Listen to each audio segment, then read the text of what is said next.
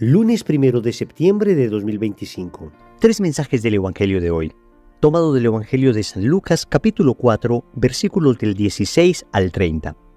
En aquel tiempo, fue Jesús a Nazaret, donde se había criado, entró en la sinagoga, como era su costumbre los sábados, y se puso en pie para hacer la lectura.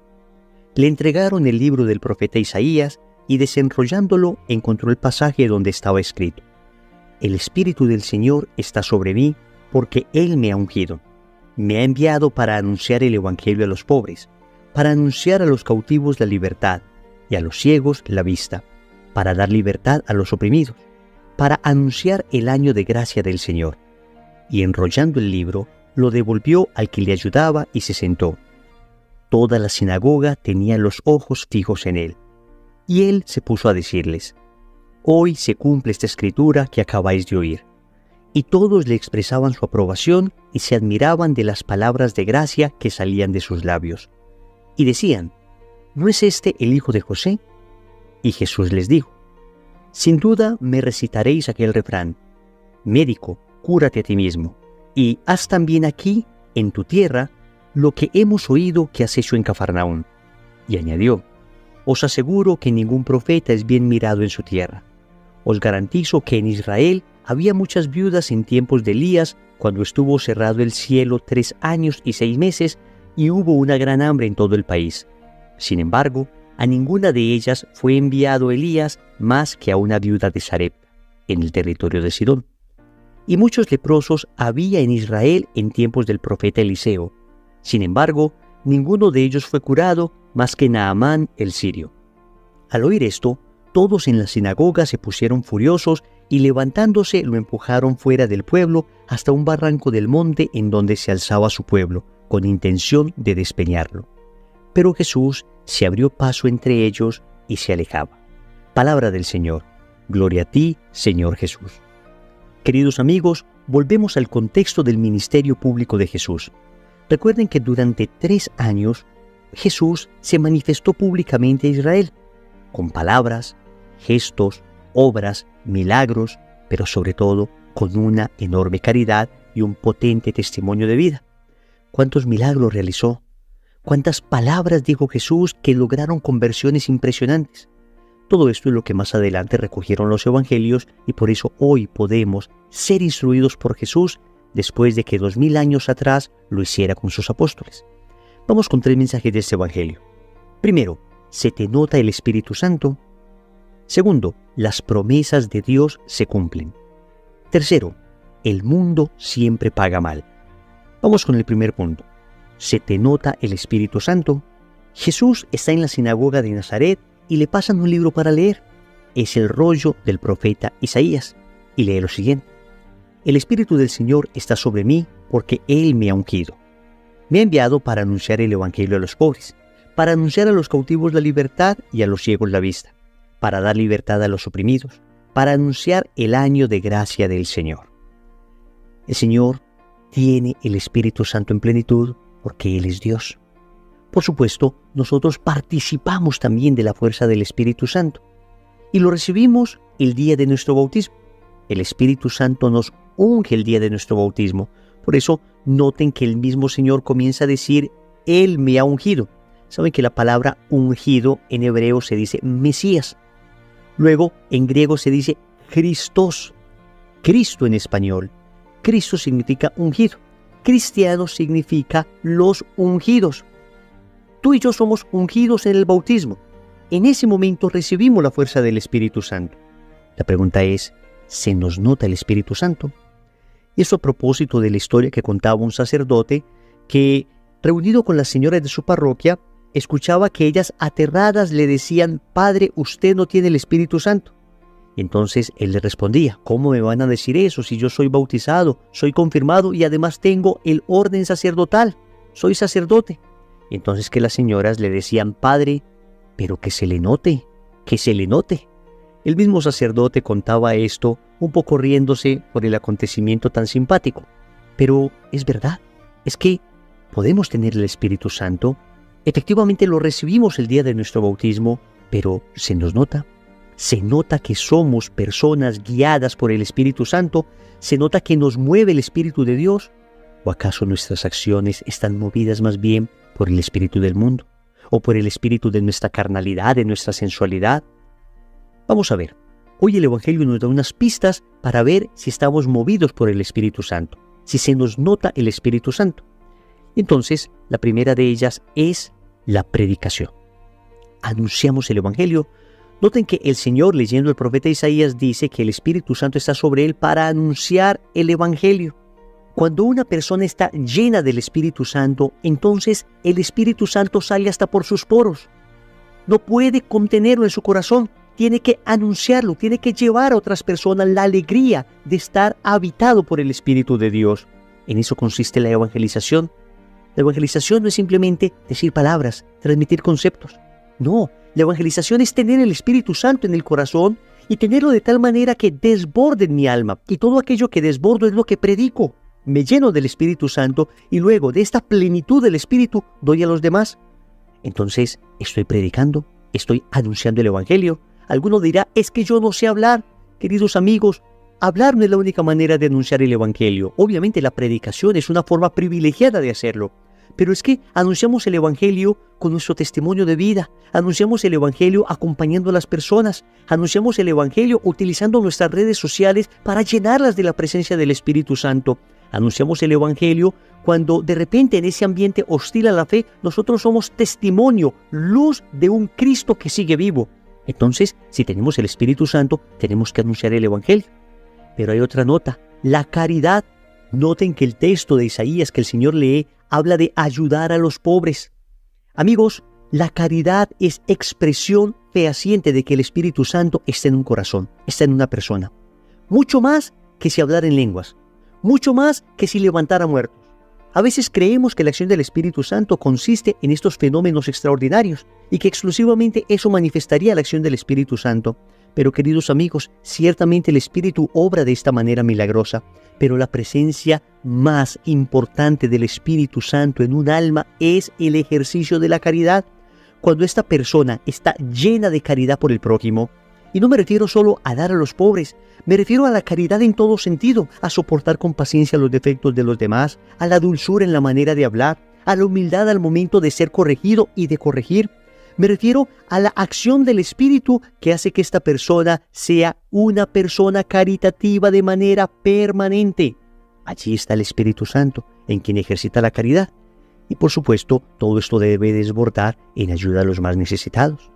Quien tiene el Espíritu Santo entonces va a tomar lo que le sobra para darlo a los demás, entendiendo que ni siquiera está haciendo un acto de misericordia, sino de justicia. Todo lo que me sobra es de los demás y lo doy. Ahí está el Espíritu Santo.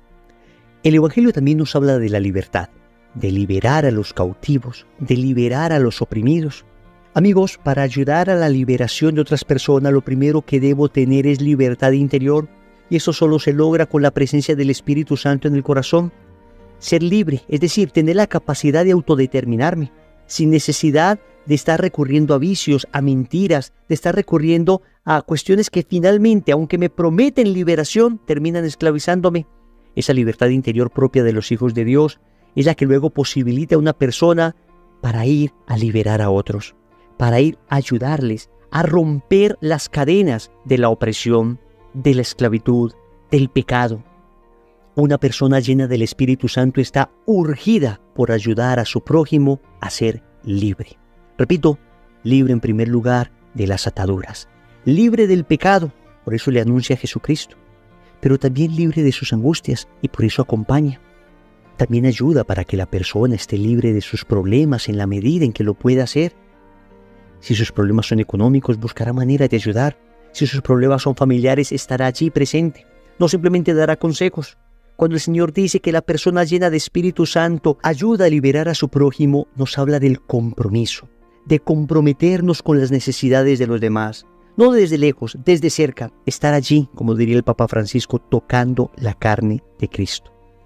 Finalmente, el Señor habla de un año de gracia. Un año de gracia es el año del perdón, el año en el que a todo el mundo se le perdonaban sus deudas. Quien tiene el Espíritu Santo perdona. Quien tiene el Espíritu Santo perdona. Te pregunto entonces, ¿se te nota el Espíritu Santo? Hoy el Señor me pregunta, Wilson, ¿se te nota el Espíritu Santo? y debo reconocer que todavía me falta mucho para que se me note el Espíritu Santo. Por eso día a día clamo a Dios suplicando la acción de su Espíritu.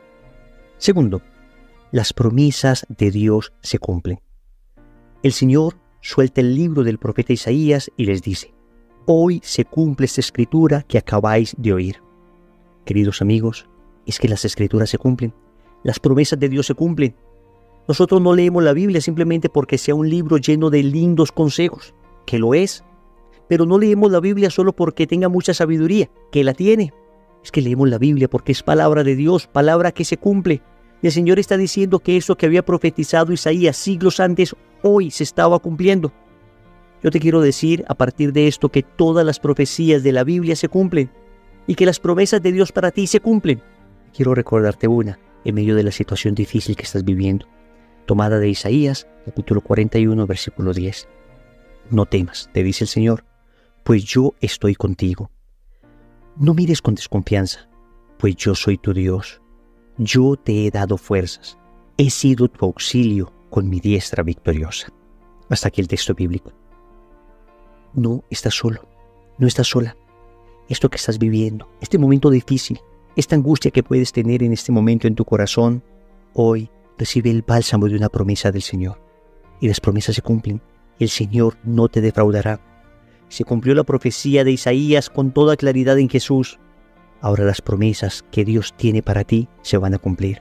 Lo que nos corresponde a ti y a mí es ser fieles, es permanecer unidos a Dios, porque Él puede venir con la bendición de la promesa a dártela, pero si no te encuentra allí, entonces no podrá obligarte a recibir la bendición. A nadie se le puede obligar a recibir un regalo. A nadie se le puede obligar a recibir una bendición. Las promesas de Dios se cumplen en aquellas personas que están dispuestas a recibirlas, que se acercan a Dios, que reconocen su pequeñez ante Él, que están dispuestos a cumplir aquello que Dios les manda. Tercero, el mundo siempre paga mal. Notemos el contraste de lo que sucede en el Evangelio. Jesús termina de leer el pasaje del profeta Isaías y dice la palabra que todos le expresaban su aprobación y se admiraban de las palabras de gracia que salían de sus labios. Y sin embargo, después de una exhortación que Jesús les hace, el Evangelio termina diciendo que todos en la sinagoga se pusieron furiosos y levantándose lo empujaron fuera del pueblo hasta un barranco del monte en donde se alzaba su pueblo con intención de despeñarlo. Queridos amigos, he ahí la realidad del mundo. Hoy te alaba, mañana te crucifica. Yo pienso en mi país, en Colombia.